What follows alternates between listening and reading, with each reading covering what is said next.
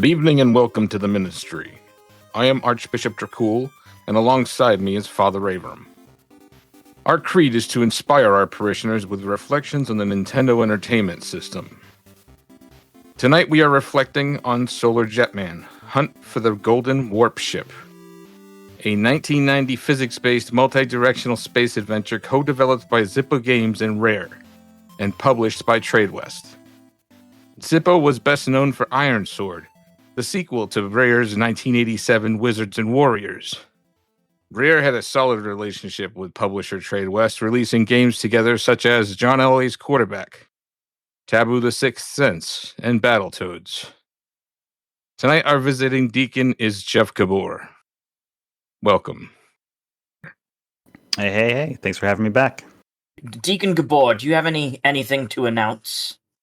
No, I'm happy to be back, but other than that, just going to plug a couple more minutes podcast where we also talk about some retro video games and good stuff, combine that with some animation. So if you like this podcast, you probably like that.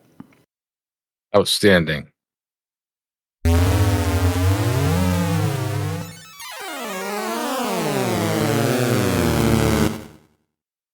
Part 1 of the series, known as Jetpack, was developed and published by Ultimate Play the Game, which later became known as Rare, for the ZX Spectrum and the VIC-20 in 1983. I played all 3 games. Yeah, that's crazy, because I had no idea there was that much of a history with it. Yeah, and this game was a lot of fun to play. Jetpack was a lot of fun to play. It was simple and it was frenetic, but you could see where all those seeds of ideas for Solar Jetman came from in that game. Interesting. Man, I gotta check that out. As a side note, I love the Spectrum. I think it's such a great, charming little system. It's so simple. There's only 3 colors that it can use at any given time or something like that. And all the cartridges, they use cassette tapes.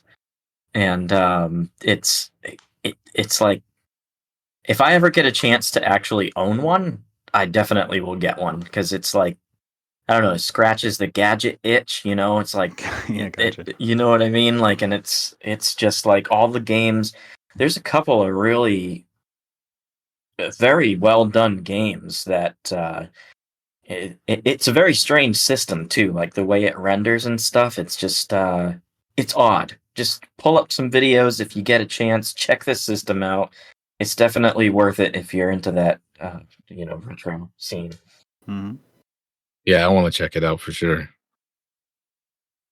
Part 2 of the series, known as Lunar Jetman, was developed and published by Ultimate Play the Game, which, as I said, later became known as Rare, for the ZX Spectrum in 1983. So they released 2 games for the ZX Spectrum in 1983. I did play Lunar Jetman, and it is borderline unplayable. Really? Yeah, I could not survive at all past like a few seconds. I wonder what the story was in terms of the development time. I mean, releasing in the same year, 2 games, one so vastly different than the other that it's unplayable. It's interesting. Well, they were saying that the Ultimate Play the Game company was known for compartmentalizing different parts of development. Yeah. So okay. they'd have a team for programming, and they have their team for the audio, and which is nothing compared to like what we do today, but Right. it's back then it was different because there were so few people involved. Mm-hmm. They were also notorious for not releasing information about current projects or future releases.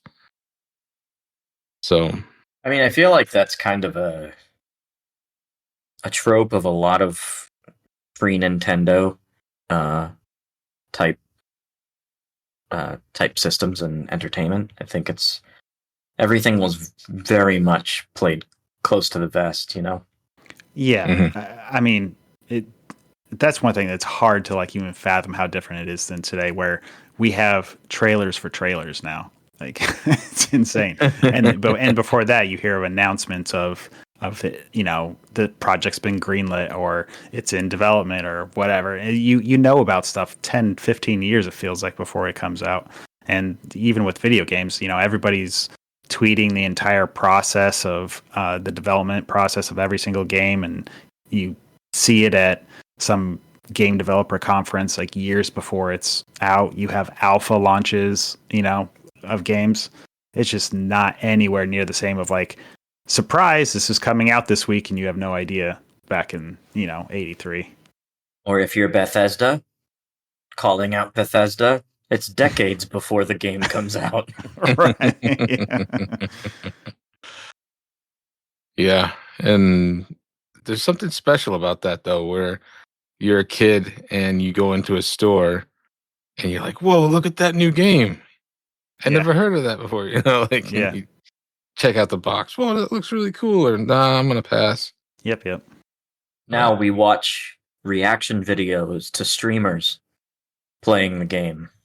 Yeah, or I know, at least I know myself, I get biased. Like if I see a game that like I haven't heard of, my assumption is it's not good because I haven't heard of it. It like back in the day, you would go into these stores and and you'd go into either Blockbuster or your local video game rental store and you just pick up any random game because it might be gold. You had no idea. I mean, you had GamePro or whatever, or Nintendo Power to kind of tell you, but even that was limited, and you could still find gold just on random.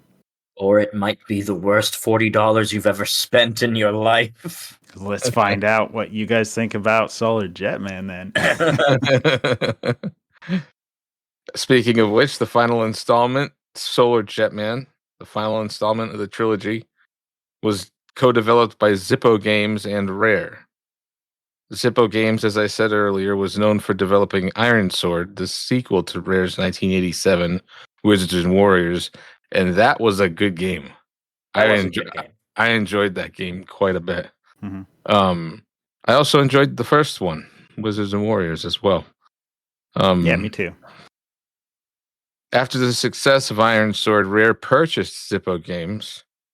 And after the buyout, Zippo Games founders Steve and John Pickford started the development of Iota on June 1st, 1989, which was a game conceptualized by programmer Steve Hughes to be an arcade shooter inspired by the Atari ST game Oids. Rare then ordered Zippo Games to make it into a Jetman game. Interesting. We'll talk about it later, but that kind of explains the last level. Right. It's interesting that rather than keeping the company separate, that Rare decided to buy out Zippo. I don't know why. I don't know what they gained from it. Like Zippo, obviously on their own, proved themselves with Ironsword. Yeah. So I mean, honestly, they probably just wanted the personnel. They wanted their success. They wanted the think tank of Zippo.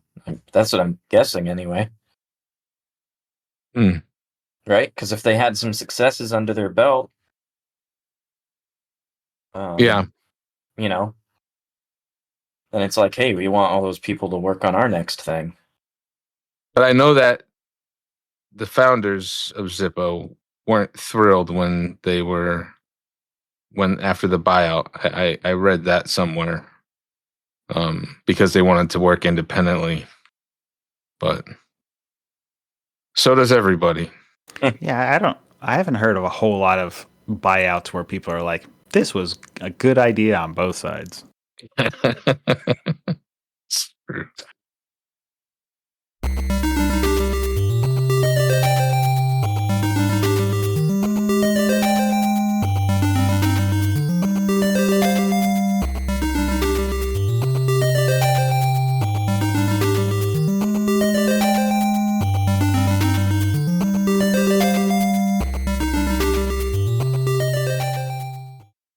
A testament to the creators.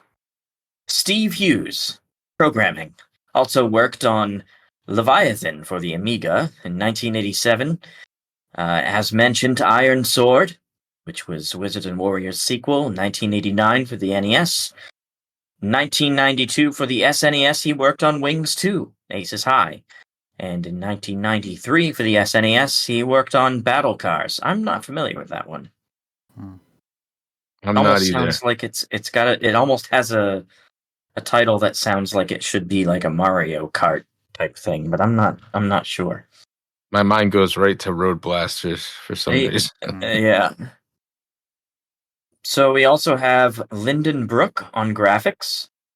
Worked on Cabal in 1990 for the NES. Also worked on Ivan Iron Man Stewart's Super Off-Road in 1990 for the NES. And Wolverine in 1991 for the NES. Boo.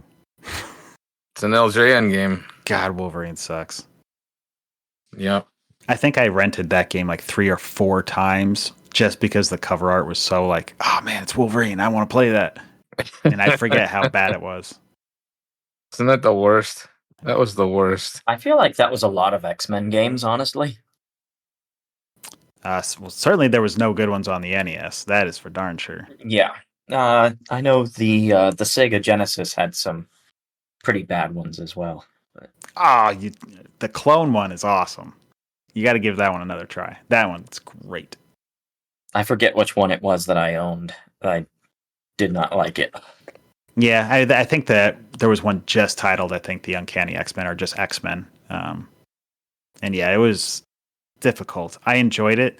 I know we're going off a tangent here, but there is a part in that game, the X-Men game, and you tell me if this is the game you had, where you fought this bad guy named Mojo, and you have to reset the computer, and the game goes to a terminal, and it tells you to reset the terminal, and you have a timer counting down.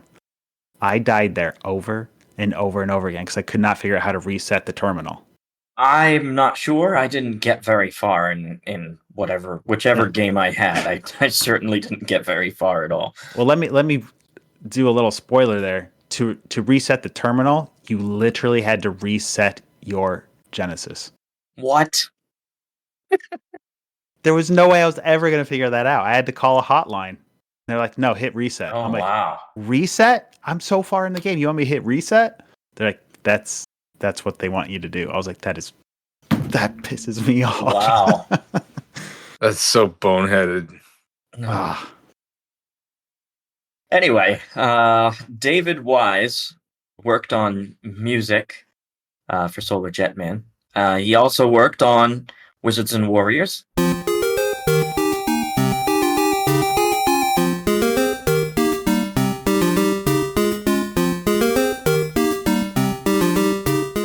In 1987 for the NES, but he was uncredited for this. What a freaking shame. Great soundtrack on Wizards and Warriors. Yep. He worked on WWF WrestleMania in 1989 for the NES.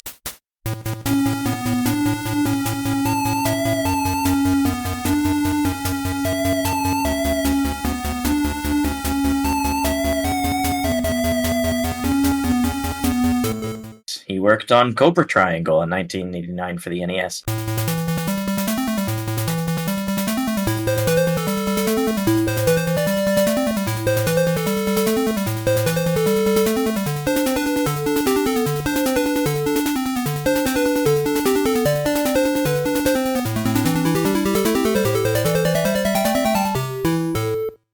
He worked on Narc in 1990 for the NES, and he was uncredited for that as well.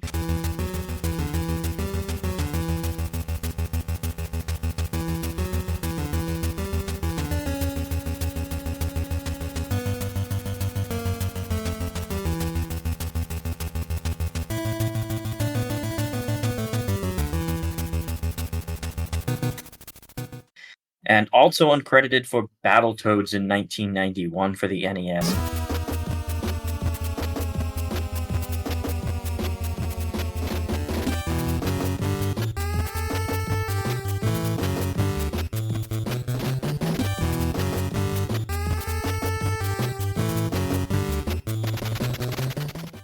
Man, this guy got the shit end of the stick.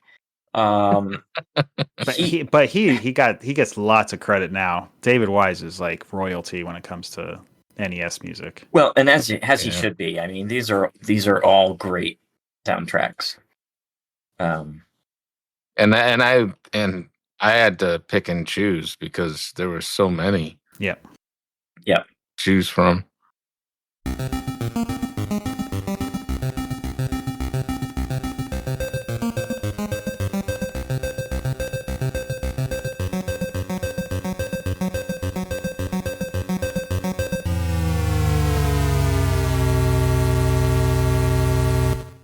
I was looking for marketing advertisements, and I stumbled upon a Play Choice 10 catalog advertisement that featured Solar Jetman. So this to me is new, is a new concept, because it makes me think that this was like part of a pamphlet that they would send to arcades to be like, okay, which games do you want in your Play Choice 10? Because listen to how this goes. A reading from the ad. Blast off to global combat and send your revenues soaring. The fun is sky high when Solar Jetman takes a starring role in your Play Choice system. Players explore the universe in full combat readiness as they help Solar Jetman recover the sabotaged Golden Warpship, the most powerful spacecraft in the galaxy. But 12 alien worlds, each with their own army of enraged aliens and their deadly devices, are hiding the necessary parts to repair the damaged vessel. Players must act fast with finesse to fend off the destructive alien forces, gravity, baffling booby traps, perpetual black holes, and cosmic space warps. It's intense galactic rivalry that'll keep your players in orbit. Nintendo Play Choice 10 library offers a universal selection of even more challenging new games. TMNT 2, the arcade game, Rad Racer 2, Yo Noid, Dr. Mario, Nintendo World Cup, and Mega Man 3. At Nintendo, excitement is always in the atmosphere, so order now. Contact your authorized Nintendo distributor or Nintendo of America Incorporated at 206-882-2040. A reading from the ad. That's super cool, though. I mean, can we take a moment to talk about the Nintendo Play Choice 10? What an interesting marketing concept and pretty crazy idea for a crossover. You know? Well, it was basically one of the M82s that you'd see in the stores with like with a monitor attached to it. Mm-hmm. You know? Yeah, I want an M82 so bad. So for anyone who doesn't know what Play Choice 10 was, it's an arcade system where basically you could wire up 10 different circuit boards into the arcade system to play 10 of Nintendo games, basically. But it's really an interesting thing because it's like, when did the Play Choice 10 hit the market? I don't know the answer to that question. I'm going to look that up right now. So I found the answer. The Play Choice 10 didn't come out until 1986.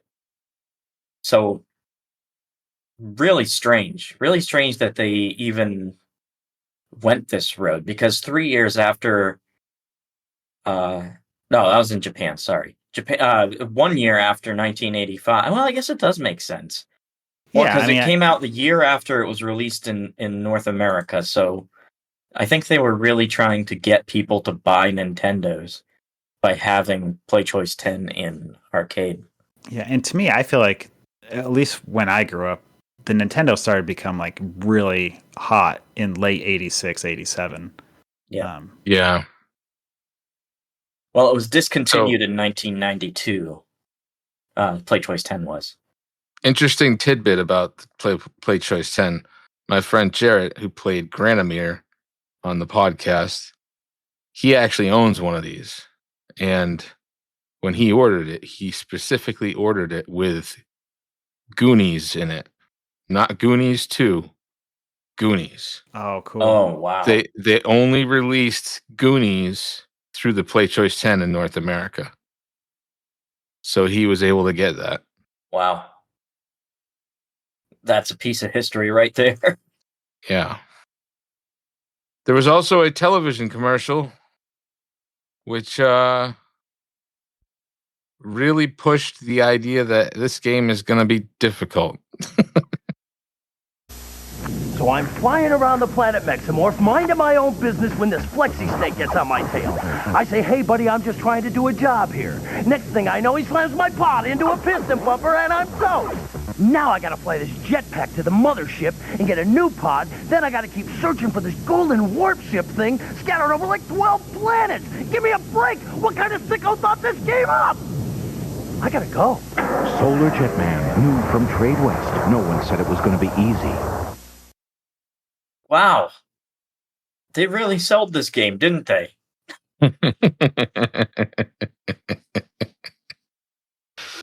There's nothing much to say about this commercial other than you should just try to watch it yourself. But Yeah. they really do they don't really sell the game very hard. They're nothing like putting a slightly overweight middle-aged man on center screen in a spacesuit complaining about the game. It's pretty much it. Yeah. It's a very good description.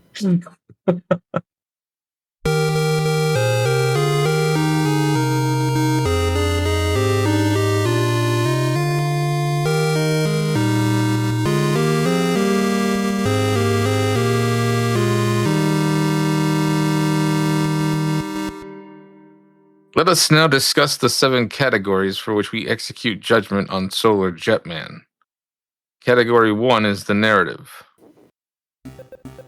A reading from the manual. The Golden Warship was once the most powerful spacecraft in Solar Jetman's galactic fleet. But that was before alien space pirates ship-napped the vessel on its last mission.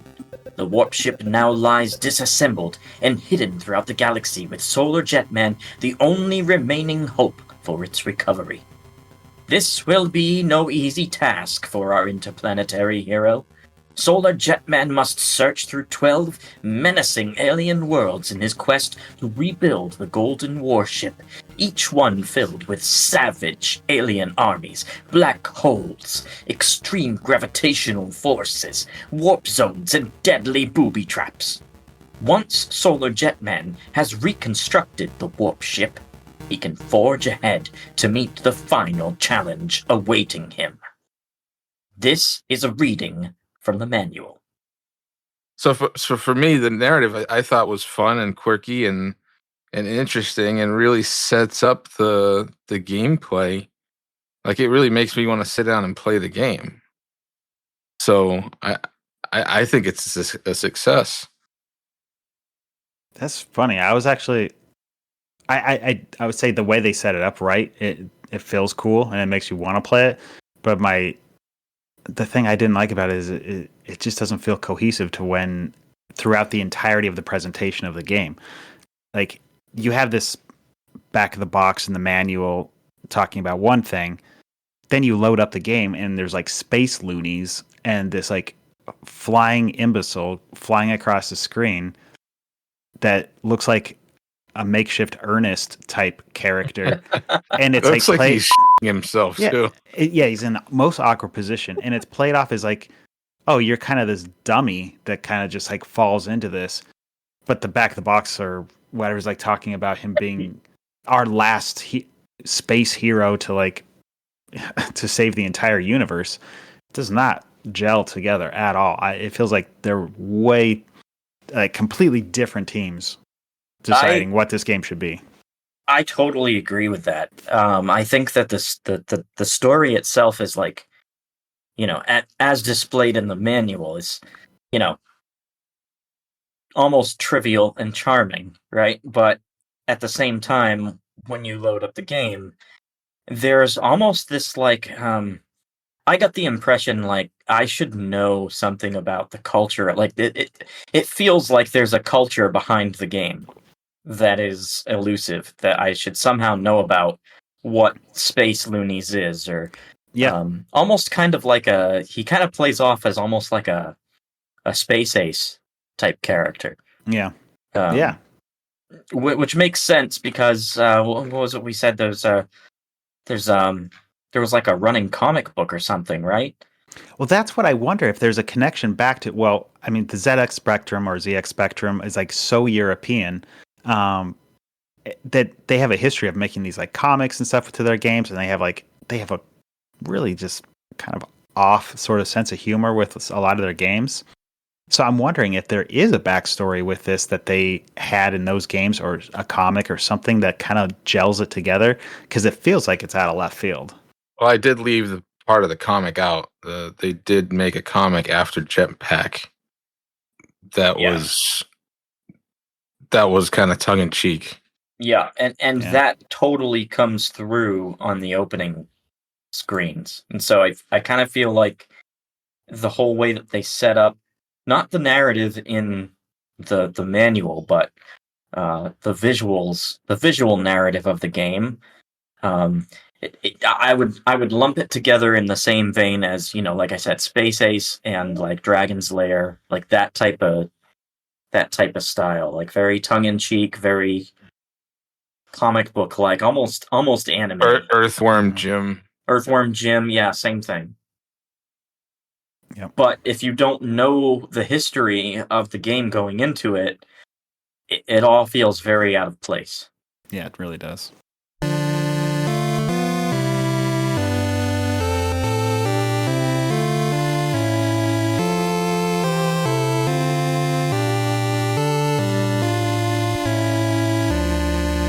Moving on, let us proceed to category 2, which is audio. I gotta say, I really liked the opening title music.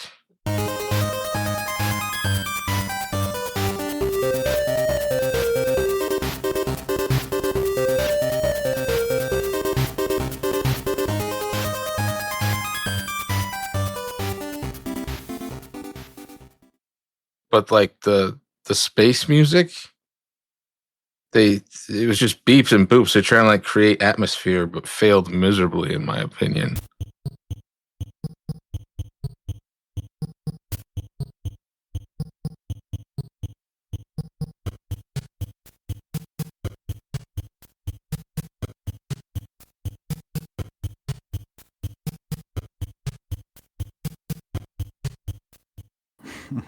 There were a couple of tracks in there that were downright eerie.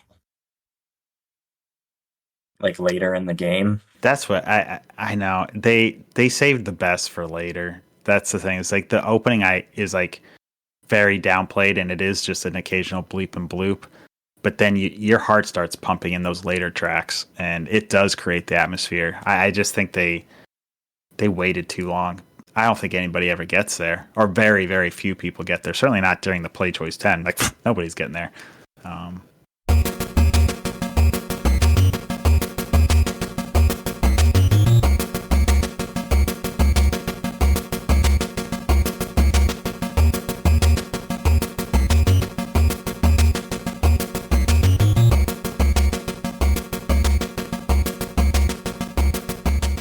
Yeah, I certainly didn't get there. I can't imagine getting there in a Play Choice 10. Yeah. Never mind a controller.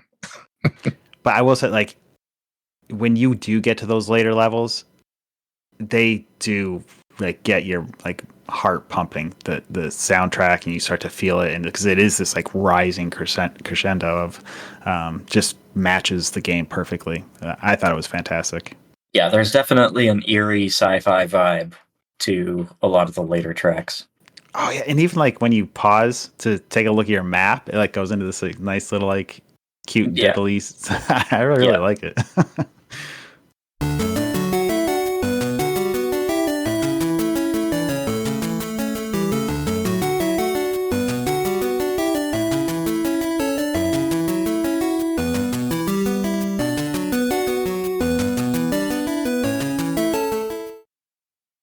Okay, so for full disclosure, I did not get past level 3 in this game. Well, that's one more level than I got. before, because I actually got to the end of level 2, destroyed those gravitational pull things, went into the black hole, and found a gauntlet of guns. And your part you're supposed to get is at the bottom, and I was like, screw this. And I put in a password to go to level 3. Went to level 3, got through like half of it, got to the part where I had to like navigate through this impossibly tiny little trench, and I was just like, I'm done. I'm done. That's too bad. And so my review is just based off of what I experienced. So that's why we have 3 people on the miNEStry, is just so it's not 1v1. It's we have another perspective in it. So for full disclosure on my part, I got so into the game, I sat down and played through all 12 levels in one sitting without dying. Son of a Actually, no, I take that back. I think I ended up losing 2 ships, but I still had all my lives at the end because of gaining back ships with the diamonds or gold and stuff, whatever the money. So yeah, it was pretty cool. I had never done that before. We're getting ahead of ourselves. We're not at the. But we're about to talk about gameplay. Yeah, so I guess it was the right time to bring it up.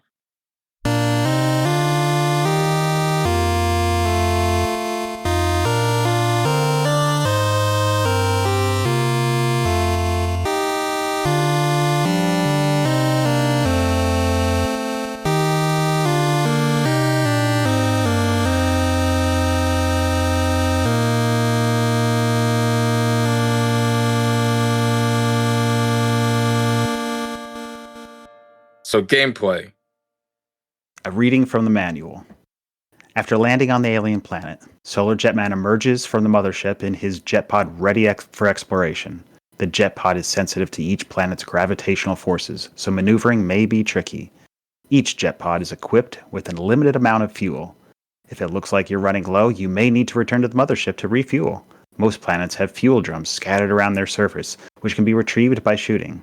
The mothership itself must be completely refueled before you can enter the black warp hole and collect a piece of the Golden Warpship. The jet pod can fire its infinite supply of bullets in the direction in which it is pointing. More powerful weaponry can be purchased when enough points are earned. Optional weaponry and equipment are automatically re-energized each time the jet pod returns to the mothership. However, you will lose them if the jet pod is destroyed. If the jet pod is destroyed, Solar Jetman will still fight to finish on his own, even in his more vulnerable state. You'll receive a free jet pod if you make it back to the mothership in one piece. Alien goods are scattered throughout each planet. Your tractor beam will automatically activate when close enough to the booty. But beware. You must deactivate your shields to employ the tractor beam, and your thrusting power is reduced when towing the object. Once you have a hold of an alien object, you can bring it up to the mothership for analysis. Some objects are very valuable. Some are very well guarded. With sufficient exploring, you may discover an easier method of transporting booty to the mothership. Until you've collected all essential items on the planet, you will not be given the option to blast off when re-entering the mothership. If all items have been collected, blast off is automatic upon mothership re-entry. After capturing the missing piece of the Golden Warship and reloading the mothership with enough fuel, you will be offered the choice of remaining on the present planet or continuing your journey onto the next world. May luck be with you on your quests for the Golden Warpship. You never know what surprises may be lurking ahead. This is a reading from the manual. Yeah, gameplay. The game is extremely frustrating to play. It has physics-based propulsion and extremely tight corridors to travel through, a la Gravatar by Atari, only much harder if that's imaginable. If that isn't hard enough, you have enemies to contend with that more often than not spawn cheaply. Hitting your enemy with your laser while trying to not crash into a wall seems almost impossible, and if you hit them, it feels more like luck than anything else. My strategy for shooting accurately was to bury myself into a wall with shields on and blast away. I'm also not a fan of the fact that you can only access the store in between levels. Only on even number of levels. Oh, really? So 2, 4, 6, 8. You have to plan ahead for 2 levels each time you go to the store. Yeah, that sucks. Yes, I agree. That part sucks. That was a mistake. But yeah, like I said earlier, when I got to level 3 and I was trying to like navigate this, like it's a corridor the size of your ship, if that. Yep. To get from one part of the map to the other, and I'm towing something through there, and it gets stuck in the wall, so I have to go back and bury myself in the wall to get it again. It's so messy. Wait, so Archbishop Dracul, did you ever figure out that you could take the items and just put them in those orange warps? And they would go directly to the mothership for you? You didn't have to bring them to the mothership? How I found out that I did it wrong was that I carried the warp itself over to the ship, and it wouldn't drop in the ship, and I'm like, why isn't this dropping in the ship? Like, and I don't know, the warps confused me. Like you have to have your shields off or you can't go in when you're a ship, but you have to have your shields off in order to pick it up, and it's just. Well, there's all sorts of strategy to. At least I found even though I didn't get past level 2, and had to remember that I was playing with my last Nintendo controller, so I couldn't throw it across the room. So I did find a strategy where you have your shields on, and then you pick up like speed, and then as you're flying by, you take your shields off, and that speed will kind of kick the part along with you. And so basically, a good way of getting that initial boost without burning through a bunch of fuel. There were some parts just in level 2, I can't imagine later levels. There were some parts where you'd if you're going too slow and you take your shields off and activate the tractor beam, there's no way you're lifting that thing. It's not moving. You have to pick it up with speed, and if you don't have the boosters, good luck. It's Yeah, the boosters were a lifesaver. And also a killer for me as well. I used them constantly. Yeah, you had to. The odd part though is you have to use the select button, right? Yeah. To use the boost. So which means you can't change direction while you're using the boost. So you're either doing this hook claw type of movement to the controller.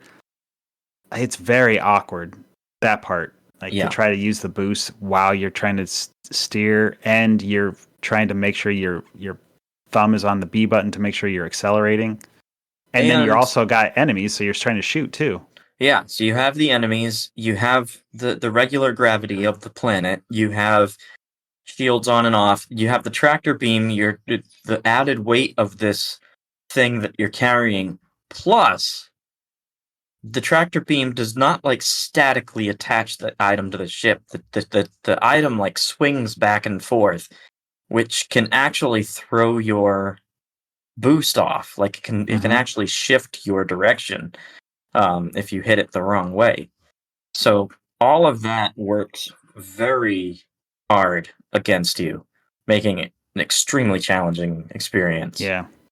I played it on, like I said, I played it on Rare Replay, and the boost was actually mapped to the X button for some reason. So I was hitting the A button to move, and then I just tapped my thumb over, and I could use the boost. That's pretty sweet. That's a huge improvement. And I still had a hard time with it. So I'm guessing the fact that you use a cheat code to get to 3 and you didn't, and yeah, so we got to level 2 and 3, you're saying. So neither one of you probably bought yourselves the new pods. No, I had no idea about the new pods. Or the coolest thing in the item shop, if you can save up enough money for it, is there's anti-gravity. You simply equip your ship with anti-gravity, and you have a whole different item bar for your ship, and you can turn off gravity for the planet, and everything is like weightless. It's awesome. That's cool. The game completely opened up once I got to the point where I could purchase those items. Like you talked about, it's like there's these enemies that there's the crappy ones that cheaply spawn everywhere. I hate those ones. But there's big enemies too that like just keep dumping out and firing, and they take out your shields really fast, and they're usually set in a position where they block an entrance to an important place. They take forever to use your little bullet, like Mega Man type of like little dot bullets. But you can equip these like other missiles and the homing missiles. Those are pretty cool. Like, there's these like star ones.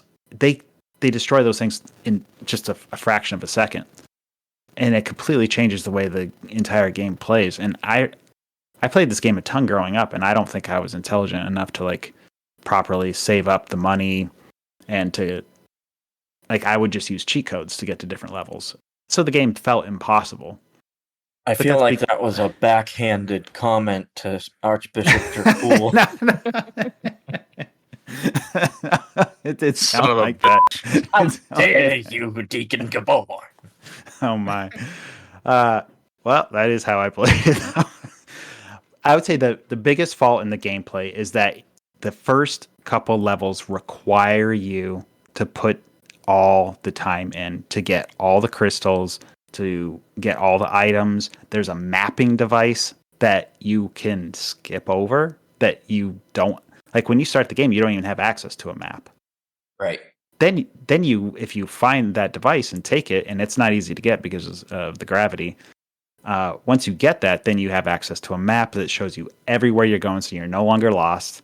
And then later, you can buy a map that literally tells you where every item is. It makes it so that changes everything. It changes everything because you can strategize how you're going to tackle the entire planet. But you lose everything if you lose your ship. Yeah. You would lose your gravitational. I don't know if you lose your map. That's interesting. I don't remember if I tested that. But I don't think you do. No. I think once you definitely not the initial equip. Yeah, definitely that initial mapping device. Yeah, you keep that permanently. I don't know about the second special one. But yeah, you definitely keep, or you lose like, any sort of special bullets or anti-gravity or that kind of stuff. So it is crucial not to lose your ship and even go into your little man mode. You definitely do not want to ever do that if you have all this special stuff equipped on your ship. So I would say, like, if you can just get to those levels and play the first 2 levels completely honestly and get every single crystal so you have enough money to buy that stuff, then the game is a different game entirely. Like, the gravity's not an issue. You're not having to constantly boost. You have weapons to defend yourself. And I think you also get the option to, like, if you lose a couple lives or you lose a couple ships that have all those items, just restart. Just restart that level again. You have a passcode with all your money and everything, and then you can just, tackle it again. The worst. Are you saying, Mr. Gabor, are you saying that this game is similar to a Deadly Towers situation. Yeah, actually, yeah. Like you have to put in the time earlier to kind of like buff up your character, and then it becomes a different game, right? And I don't know. It's like you can easily get into playing this game, and it's way too difficult, and you want to turn it off. But it has that moment where it opens up, and it's like to me it just completely changed on how much I loved the game getting to that point. But I think in order to actually decide to invest the time into buffing up your character, which I totally understand, and I got that right off the bat. Like I knew eventually I would be able to buff up my character, right? But investing that time and struggling through that initial, curve, Yep. oh man, like you have to really like physics games. Like honestly, like to me, like you have to really enjoy these types of games in order to commit that time, because it is a lot of time. Like you have to really take your time. The best time that I had in level 2, I really took my time, really like made sure to like clear out the turrets as I went, and like, but then I still died and I lost all that progress, which I think is actually what discouraged me, because I have to say, level 1, right, is this cool little introductory level that you're playing it and you're like, oh, okay, yeah, I can get on board with this game. And then level 2 just opens up, and it suddenly becomes a huge commitment. And so that made it also in difficulty. And in difficulty. Way too high of a spike going into level 2. I totally agree. Yep. Now, did you guys play the last mission? No, I had to watch the last mission. Okay. But it's totally different than the rest of the game. Oh my god. All right, so I got a couple tales, that is. So my dad was the guy that was obsessed with Solar Jetman as a kid. It wasn't for me. I was too young. I didn't have the patience for this type of game. But what he got through all 12 levels, and then it turns into a horizontal shooter. Like, and he called me immediately into the room, and he says, Jeff, just do it. He handed me the controller, and I had all the pressure of trying to beat the game because it completely changed the style of game. What happens is level 12 is this super deep, massive level. Massive. It takes forever to do. So much so that it gets into this subterranean part where it turns into a giant maze. Oh no. And you very easily can run out of fuel. So when you do get there, when you do figure out, and my dad had the graph paper. He must not have ever got the map items or something. But drawing it all out, you get it, you understand where to go, and you finally do it. There is no pause. You get that final item, and the game throws you into the side scroller. Oh, there's immediately. No password to the side scroller? Nope, no password. It just says, and now ready for the final thing. And you're like, oh okay. You grab your controller. Oh my god.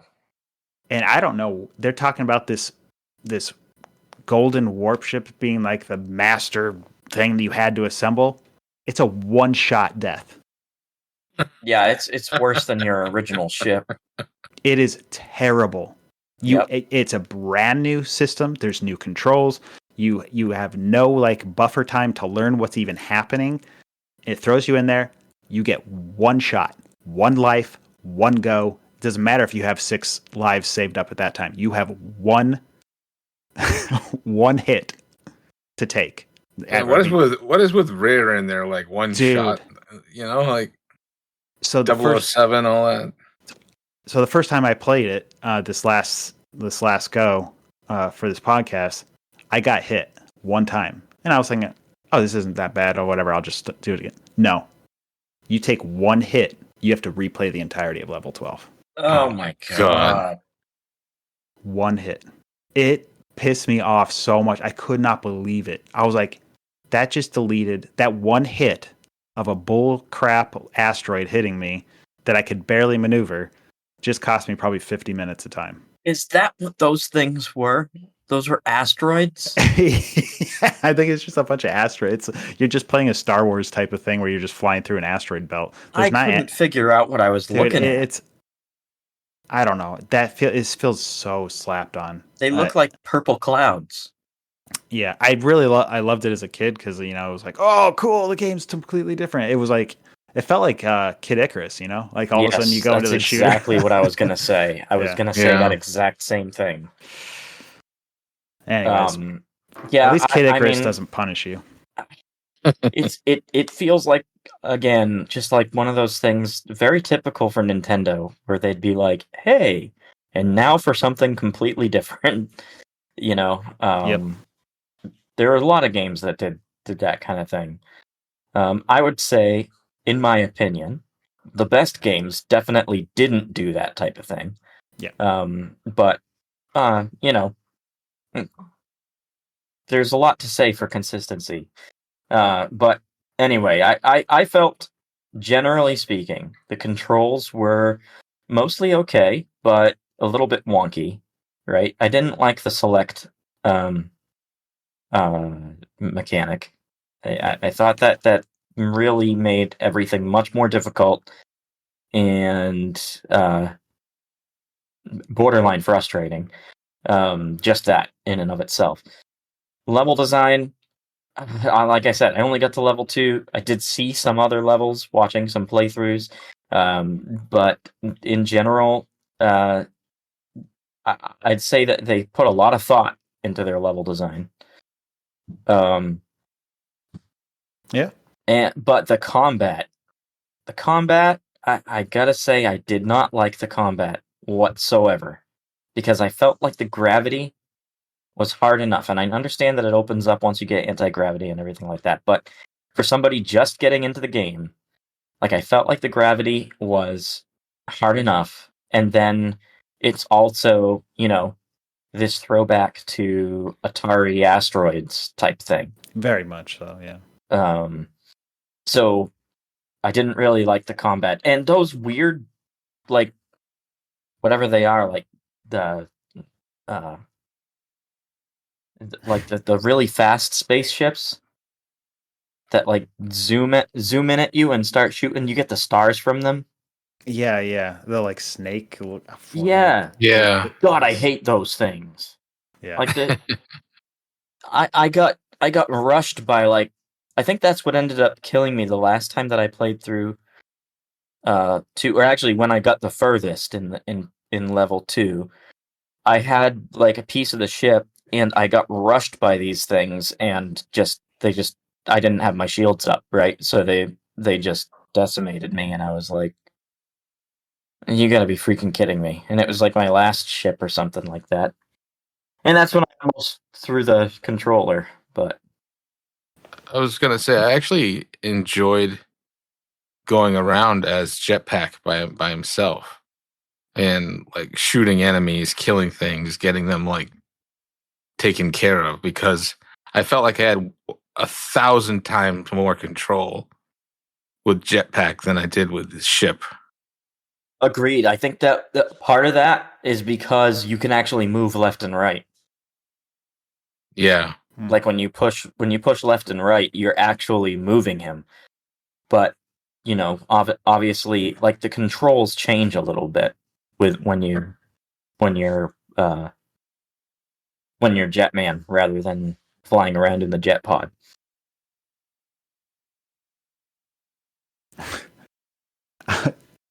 There's such an odd thing about the gameplay. Did you guys ever take a look at the names of the levels?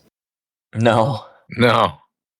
They're all like these weird inside joke type stuff. Really? Like level 12.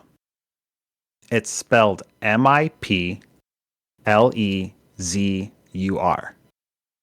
If you just sound that out phonetically, it's my pleasure.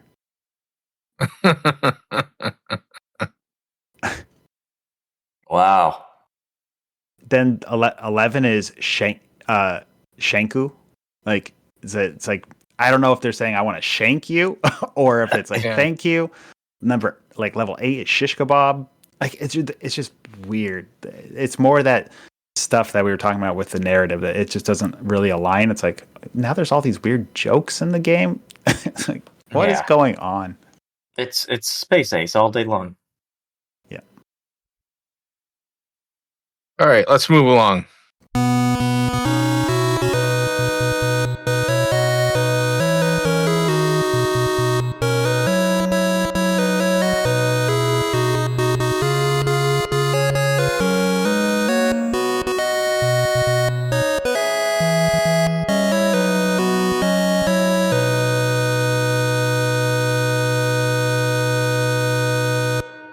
Let us proceed to category 4, which is graphics. I enjoyed the graphics of the player ship and the environments and the explosion effects animation specifically. But I hated the designs of the enemies. Like they just felt kind of, I don't know, there was like level 3, there was like a box with like a hand sticking out of it. It's like, what the hell is this? Yeah. Are you talking about the jaws? Yeah. Is that what the jaws look like? I think so. I think that's the what Jaws it is. of Doom or whatever they are. I don't forget even what know. they're called. I will say they're very all just shapes. Like there's nothing really of any character really. Not until you get to like there's some of these larger mothership type of characters, but everything is like you can best describe it as like I guess that's a snake or something, or that's a circle that attacks you, and the crystal snappers. I think they're. And it's funny, the manual calls it the Jar of Doom, but I think they meant the Jaw of Doom. Well, you think it was probably the British accent? Yeah, probably. The Jaw of Doom. But yeah, so I think that probably was the hand one. I think the best looking enemies in the game was the double-barreled piston pumpers and the limpet cannon. Which the limpet cannon's super simple, right? It's just a thing that opens up and shoots. But those are the coolest looking ones. All the rest of them, like you said, they're just like, I don't know. They're weird looking. I took the graphics as it does enough to sell the game, but it's nothing really to write home about. Yeah. But what they made up for that with was the cutscenes. Yeah. Cutscenes were pretty damn cool for NES. Yep. And the ship in and of itself having that full rotation, really cool. Really cool. Yeah. Yeah, it's not just like spinning the sprite. It's actually even kind of rotating in this like 3/4 type of interesting way. It's kind of cool. Yep. Yeah, very well done there. That being said, the ship parts, what the hell are those? I don't know what is going on. You're carrying just random shapes around. It's so bizarre. Yep. Yeah, don't know what a ship part is. Like, the only idea that you're even carrying anything useful at any point is when you carry the fuel thing that clearly says fuel on it. Yeah. Oh, and then there are items later in the game that are basically there to like what is the term? Anyways, they're just trying to pull the wool over your eyes type of thing. It's crap. Really? You will go out of your way to get an item.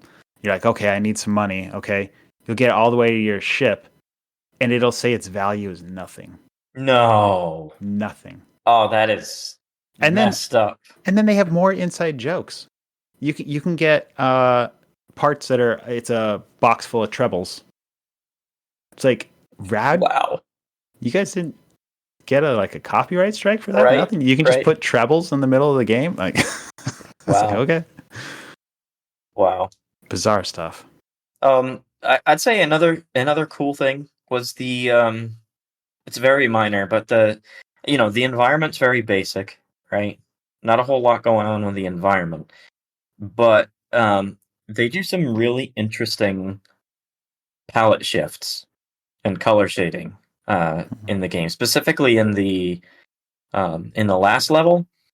But all the way through, like the way that they reuse the environment, the palette shadings that they use are they look alien. Like they sell the sci-fi vibe to me. Yeah. So I thought that was a cool use of the palette shifts. Yeah. It's clean, at least that. You can tell what you're supposed to do. Yeah, there's definitely no like gotchas in regards to like you think the environment is harmless and you get killed or something like that. You know, typical NES background graphic type stuff. At least nothing that I ran into. Yeah, I don't think so. If it's a black background, you're fine.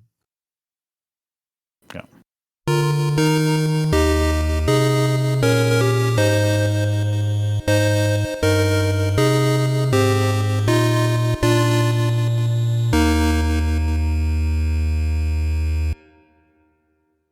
Let us move to category 5, which is box art and presentation.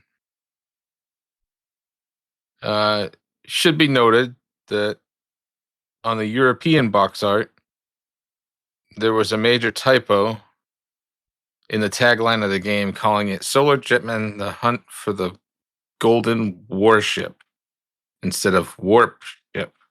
Okay, that's interesting too, because if you go back to your advertisement for the Player Choice 10, read it up there. It says Warship up there. It does say Warship there. Yep. So maybe this was from Europe. I'm wondering if it's a censorship issue. Which, that's pretty nitpicky. But no, it's a good point. It's a good point. But there were other games that use the word war in I it, know, right? I know. I don't get it. It doesn't make sense there would be a censorship. It could just be I don't know, Nintendo of America preferring it. I don't know. That makes me wonder now, because like now I'm thinking really hard to try and think of a game that has war in it, and I'm drawing a blank.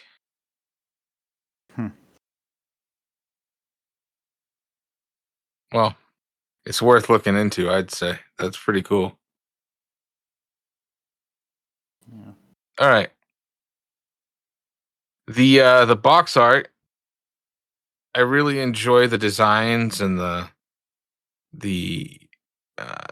use of colors, the vibrant colors, and the composition. I find it very inviting. I found it really interesting that the cover art was reminiscent of something for me, and I had to think about it for a little bit. But the tree with the eyes on it, I was like, "Oh, wait a minute! That's the freaking cover art from the Moody Blues album, On the Threshold of a Dream." What? Yeah, I can see that. It also reminds me a lot of like Pee-wee's Playhouse. Yeah. I was just saying, Pee-wee's Playhouse have a thing like that?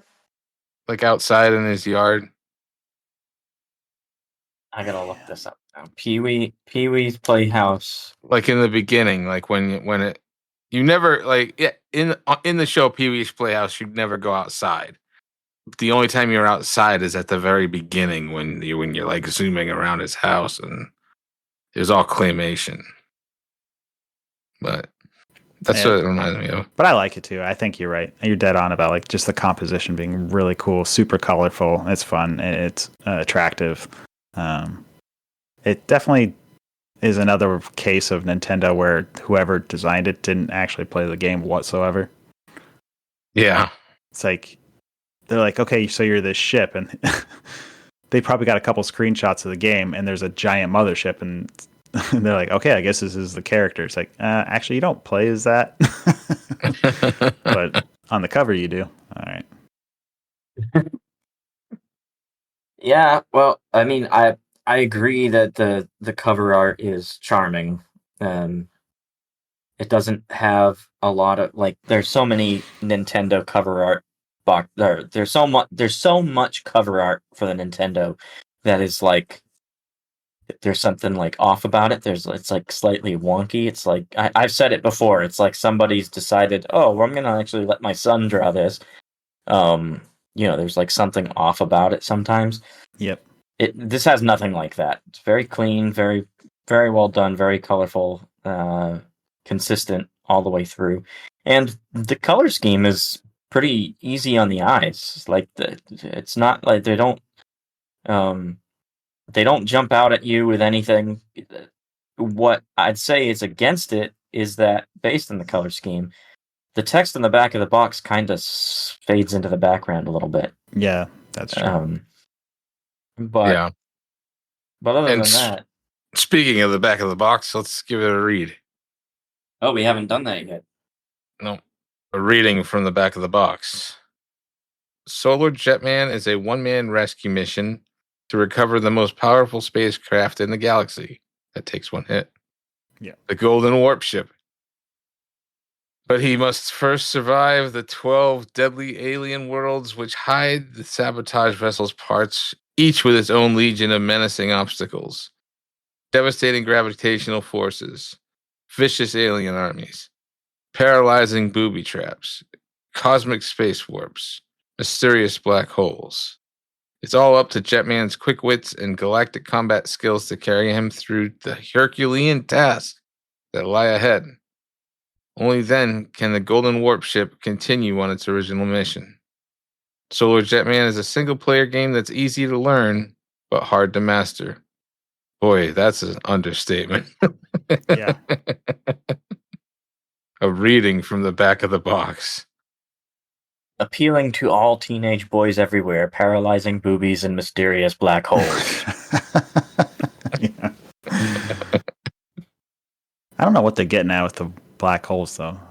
I guess that's the warps they're discussing. Yeah, I think those are the warp things that lead you elsewhere. Man, I wasn't going to get into it, but there's like these secret warps that, like, if you get to them right off the bat, like you start the level, you know where to go, and you get to them just in time, it'll skip you several levels ahead. Now, what is the point? Yeah, no, that right away they look just like the regular warps, except for instead of being orange, they're like blue. And if you get to them fast enough, they'll skip you like several levels ahead. Oh wow! But you screw yourself. Damn. Right, because you don't get the points, you don't get the upgrades. Yeah, so it actually makes the game 100 times harder. Huh. That's probably how you would speed run it, though. Yeah, you're right. Yep.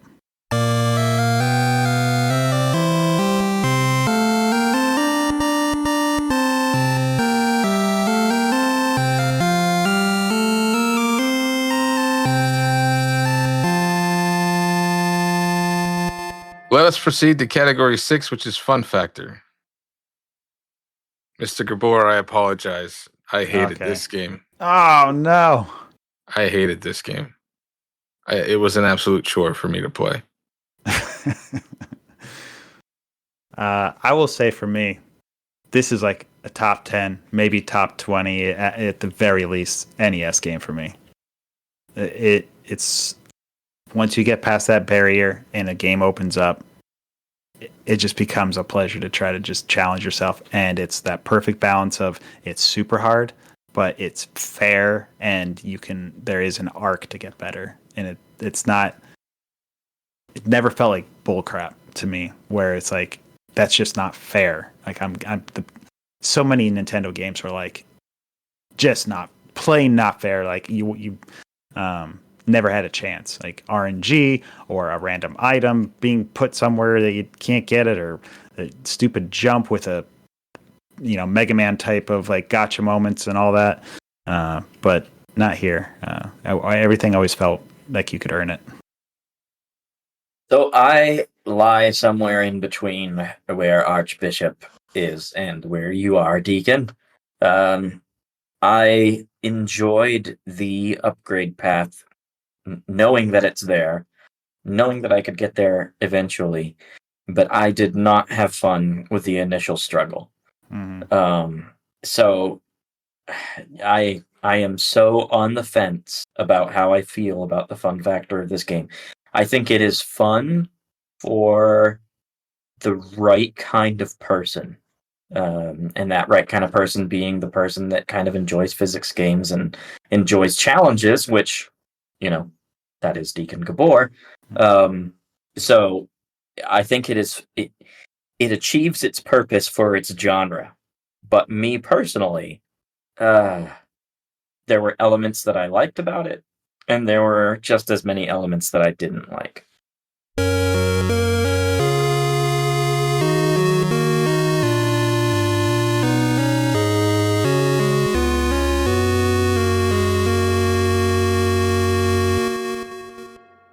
So let us proceed to category 7, which is technical. Can I start here? I think Yeah. on a technical level, this game rocks.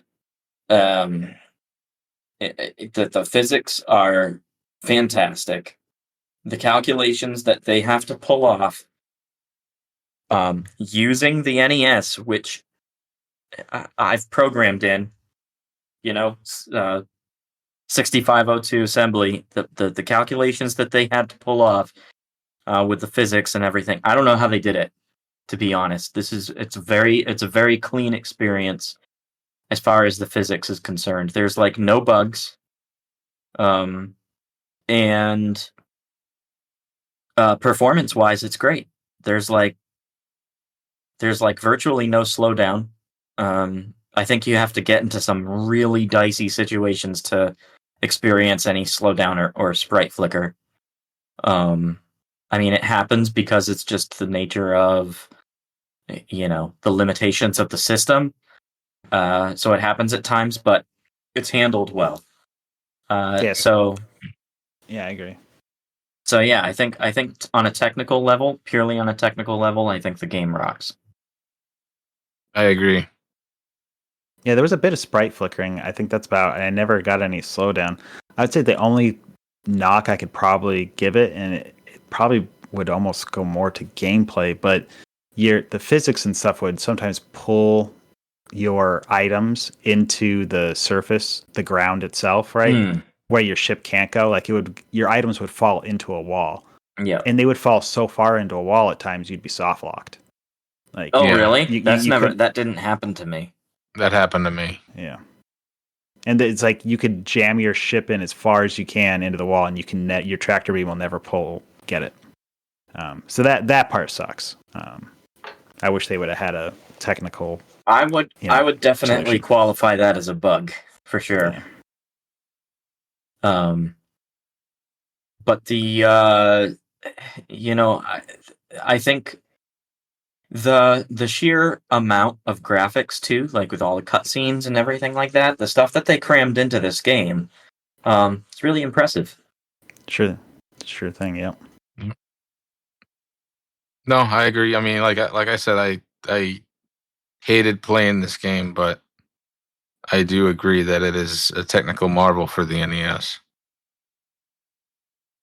Father Avram, why don't you sing the hints and cheats chant? Are you serious? Yeah, of course. Yeah. All right. Me. Let us proclaim the hints. There's no hints and cheats in this game. While there were no hints or cheats in the manual itself, GameFAQs.com have plenty of passwords that make the game a little more palatable.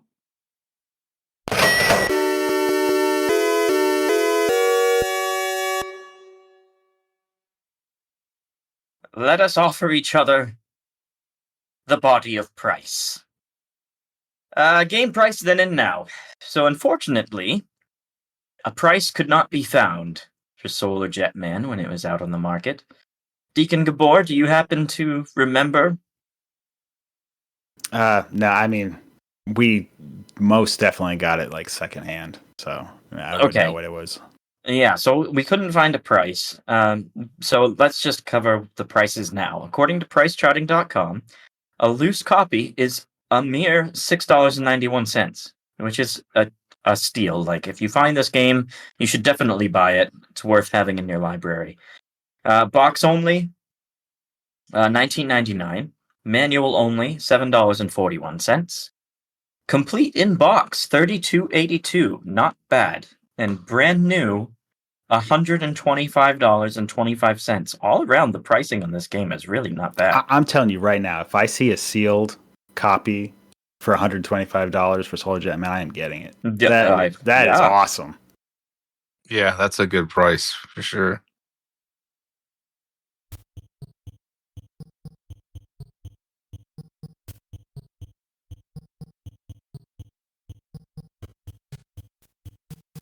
Let us now execute judgment on Solar Jetman and decide which of the 7 cardinal sins it has committed.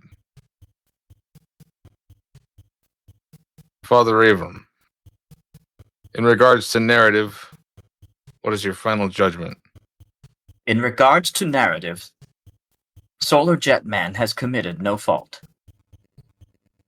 Deacon Gabor, in regards to narrative, what is your final judgment?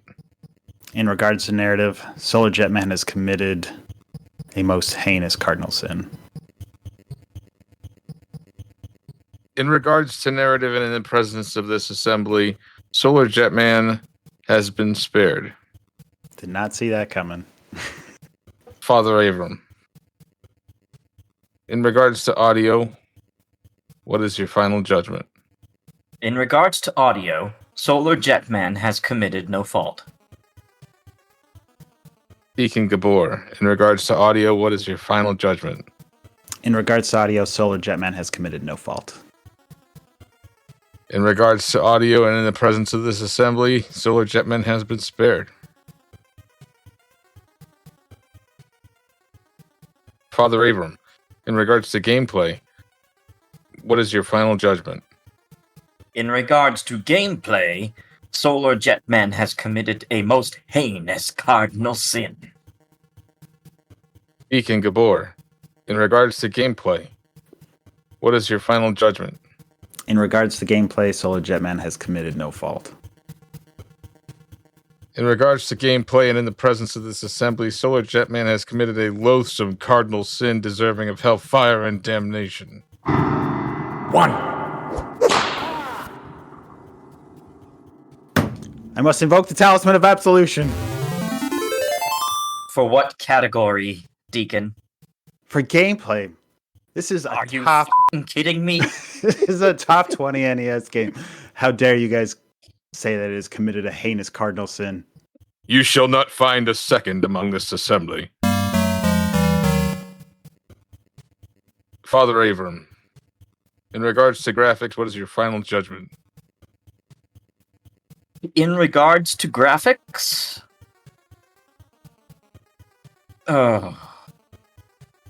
Solar Jetman has committed no fault.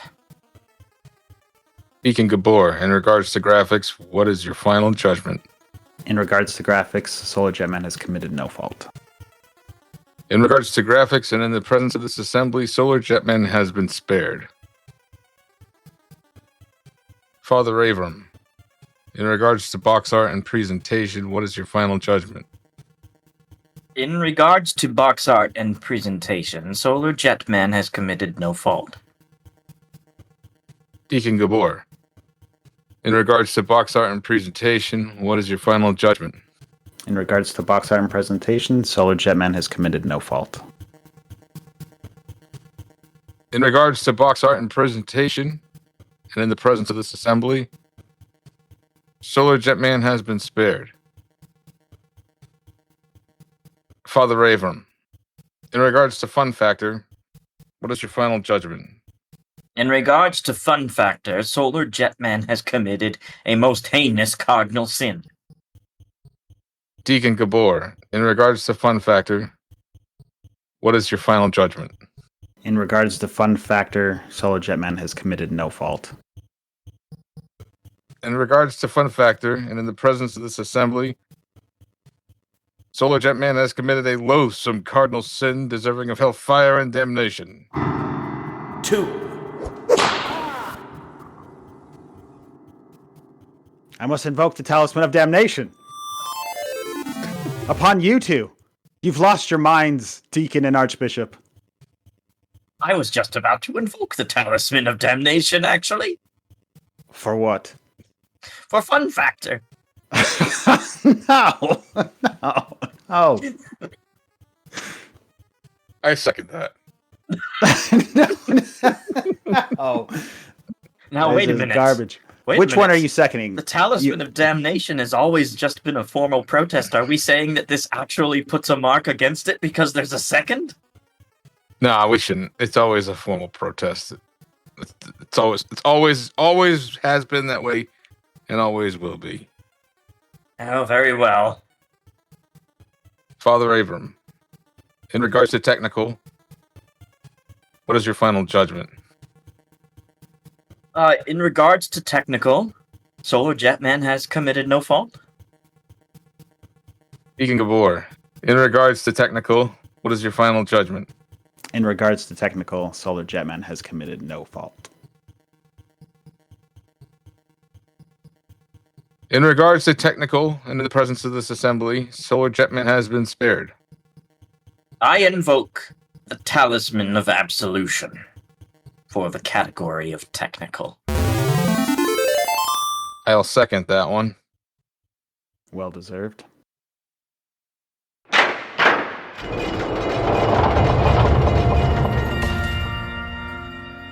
Solar Jetman, by the authority vested in me, we redeem you of any faults that you have committed, and hereby revere you as a jewel in the crown in the Nintendo Entertainment System.